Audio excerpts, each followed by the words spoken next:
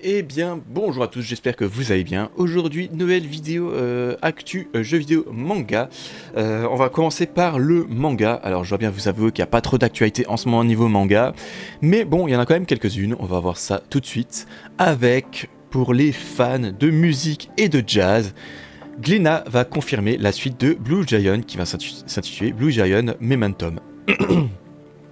Alors, apparemment, il y a la fin de Blue Giant Explorer qui se termine là, qui se termine la fin août avec le tome 9. Et Glénat confirme la suite qui va sortir le 17 septembre au prix de 7,90€. Voilà, alors Blue Giant, c'est un manga qui m'intéresse pas trop.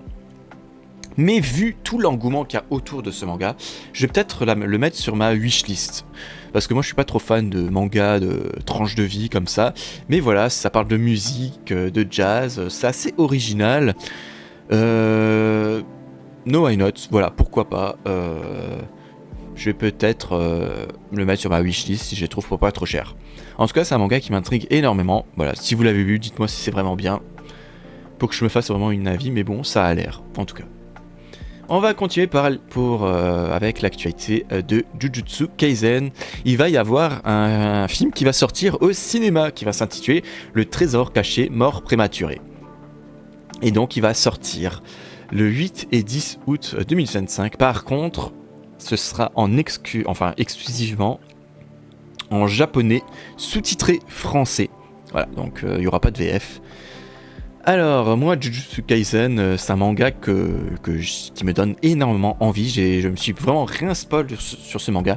J'attends que le manga papier se termine pour pouvoir les acheter. Parce que comme vous le savez, ou pour ceux qui ne le savent pas, moi j'aime bien m'acheter toute l'intégralité d'un manga. Et comme ça, je peux les lire tout d'une traite. J'aime pas genre lire un manga, après attendre la suite. Donc en attendant, je lis un autre manga. Et une fois que ça sort, je l'achète la suite. Et après, il faut que je me remette dans le bain. J'aime pas trop faire ça. Moi, j'aime lire tout en intégralité. Comme ça, je suis vraiment pris dans l'histoire, pris dans l'ambiance. Vraiment, en tout cas, c'est ma façon de faire. En tout cas, voilà, donc le film, de quoi ça va parler ? Et ça va se concentrer sur la jeunesse et les liens profonds entre Gojo et Geto. Je sais pas si ça se prononce comme ça. Gojo, j'ai déjà entendu. Geto, je ne suis pas sûr. En tout cas, voilà.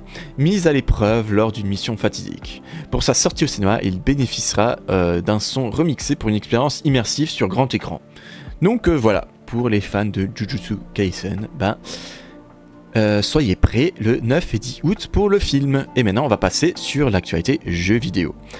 Alors, on va commencer par une rumeur. Donc, il va y avoir peut-être un remake sur Dragon Quest VII. Alors, je vous fais un résumé de tout ça. En gros, c'est ça qui est important. Donc, je rappelle, c'est une rumeur. Une fenêtre de sortie située entre le 4e trimestre de l'exercice fiscal 2025. Du coup, fin 2025, quoi. Si j'ai bien compris. Encore une fois, c'est une rumeur. Alors, j'ai donné quand même mon petit avis sur Dragon Quest. Alors, mon premier Dragon Quest que j'ai fait, c'était le 8, c'était sur PS2. J'avais plutôt bien aimé, même si le jeu était extrêmement dur. Moi, vu que j'étais un grand fan des Final Fantasy. Et je crois que le 8, c'était le premier qui sortait en France, sur PS2. Voilà, j'avais bien aimé. J'ai trouvé ultra long, je me souviens qu'il était long, et vraiment très très dur. Je crois pas que je l'ai fini. J'étais arrivé vers la fin du jeu. Vraiment. Après, j'avais fait les autres sur DS, parce que c'était sorti sur DS, et là, j'avais beaucoup moins aimé, parce que je me suis rendu compte que c'est quasiment toujours la même chose, malheureusement, quoi. C'est un peu le truc que je reproche au Dragon Quest, c'est que j'ai l'impression que c'est vraiment toujours la même chose, quoi. C'est toujours la même histoire, plus ou moins. Les gentils humains contre les méchants monstres. Après, bien sûr, il y a des petites variations, mais c'est toujours les mêmes monstres, c'est toujours les mêmes magies. J'ai toujours l'impression que c'est juste un reswap, quoi, de couleurs et de skins. Quoi, c'est... Voilà un peu mon sentiment sur Dragon Quest. Allez, alors, s'il sort sur les consoles de salon, peut-être que je testerai le 7. Parce que c'est vrai que, à part le 8 que j'avais vraiment bien torché, même si je l'ai pas fini, mais j'avais quand même bien joué au 8. Après, voilà, sur console portable, j'avais beaucoup moins joué. En tout cas, voilà, pour les fans de Dragon Quest, il y aura peut-être un remake du 7. Après, je sais pas si il est vraiment bien ou pas. Voilà, les connaisseurs, dites-le moi. Après, oui, ça c'est une actualité qui m'a fait mal au cœur, voilà. Parce que ça, c'est toute mon enfance qui part, qui est jetée par la fenêtre. Alors encore une fois, c'est une rumeur, et c'est EA qui va mettre au placard Need for Speed. Alors je vous fais un résumé de tout ce qu'il y a écrit là.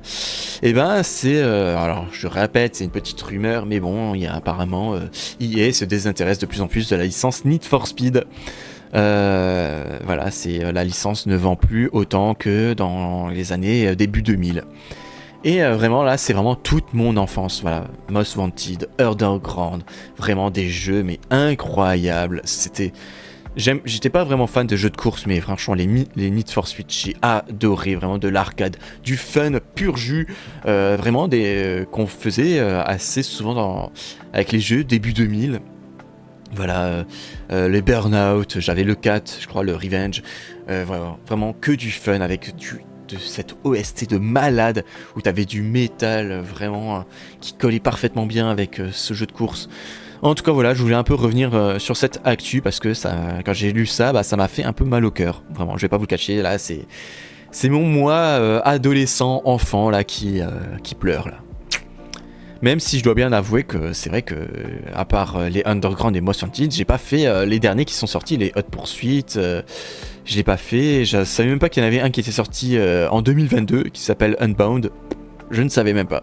En tout cas voilà, clairement c'était quand même une grosse licence Need for Speed et malheureusement bah ça se vend plus autant que avant. Donc voilà, il met au placard Need for Speed, en tout cas pour une durée indéterminée.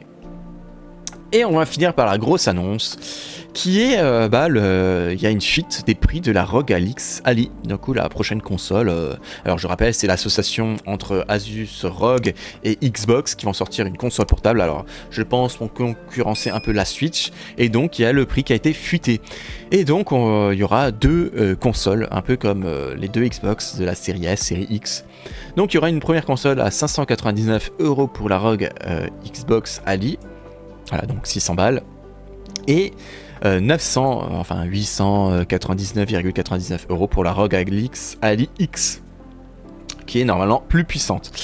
Alors, le problème, en fait, c'est qu'on ne sait pas ce qu'il y a dedans. Voilà, on ne sait pas les specs, on ne sait pas les caractéristiques. Voilà, donc je peux pas juger si c'est cher, 600€ ou 900€.